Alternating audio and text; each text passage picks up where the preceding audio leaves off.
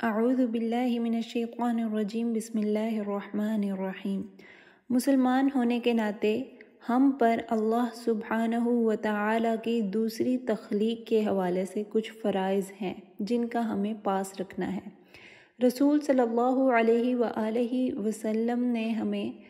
مختلف احادیث میں بتایا کہ ہمیں جانوروں کے ساتھ رحم دلی سے پیش آنا چاہیے،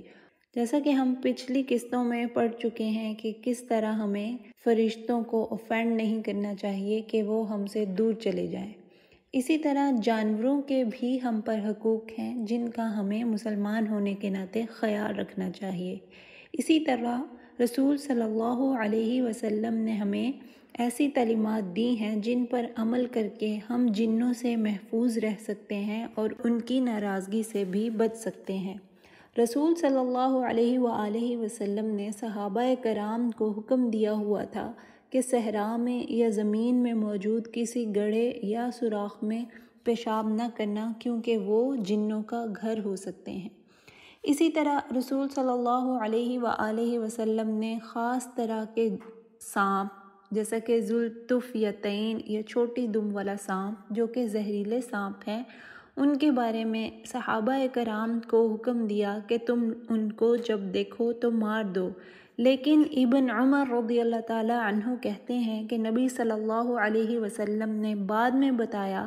کہ ایک خاص طرح کا سانپ جسے عوامر کہتے ہیں جو کہ گھروں میں رہتا ہے، جب تم اس کو دیکھو تو پہلے اسے خبردار کرو اور اسے اپنے گھر سے نکل جانے کا موقع دو، کیونکہ ایسا سانپ جن ہو سکتا ہے۔ اور سبحان اللہ، مسلمان آج بھی اس حدیث پر عمل کرتے ہیں۔ عبداللہ ابن مسعود رضی اللہ تعالی عنہ نے بتایا کہ رسول صلی اللہ علیہ وسلم نے فرمایا،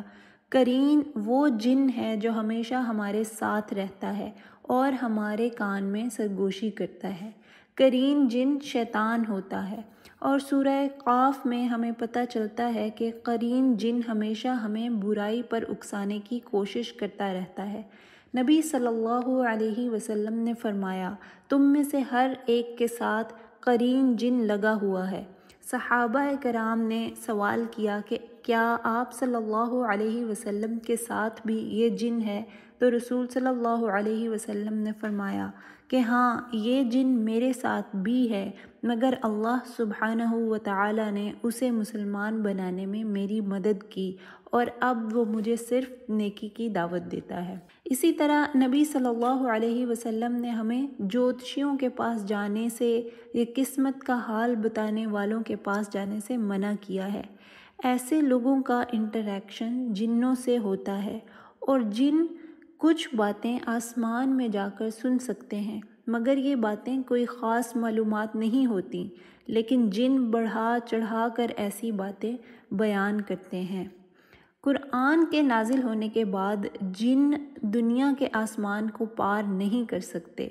اور وہ بہت کم انفارمیشن آسمان سے حاصل کر سکتے ہیں، لیکن نبی صلی اللہ علیہ وسلم نے فرمایا کہ وہ بہت معمولی سی بات سنتے ہیں اور اس میں 100 اور جھوٹ شامل کر کے انسانوں کو بتاتے ہیں۔ تو قسمت کا حال بتانے والے لوگ حقیقت میں آپ کو سچ نہیں بتا رہے ہوتے، اسی لیے نبی صلی اللہ علیہ وسلم نے ہمیں منع کیا ہے ایسے لوگوں کے پاس جانے سے۔ نبی صلی اللہ علیہ وسلم نے ہمیں اور بھی باتیں سکھائی ہیں جنوں سے محفوظ رہنے کے لیے، جیسا کہ نبی صلی اللہ علیہ وسلم نے ہمیں باتھ روم جانے کی دعا سکھائی، اللہم انی اعوذ بک من الخبث والخبائث، اے اللہ تعالیٰ میں آپ کی پناہ چاہتی ہوں شیطان جنوں اور جننیوں سے۔ یہ دعا اس لیے ہے تاکہ شیطان ہمیں ننگی حالت میں دیکھ نہ سکے، تو جب ہم یہ دعا پڑھتے ہیں تو اللہ سبحانہ و تعالی ہماری حفاظت کرتے ہیں جتنا عرصہ ہم باتھ روم میں رہتے ہیں۔ تو جنوں سے انٹریکشن کا ٹاپک ایک سینسٹیو ایشو ہے، ہمیں کوئی ایسی حرکت نہیں کرنی چاہیے جس سے جن ناراض ہوں، اور رسول اللہ صلی اللہ علیہ وسلم کے بتائے ہوئے طریقوں پہ عمل کرنا چاہیے تاکہ شیطان جنوں سے ہماری حفاظت ہو سکے۔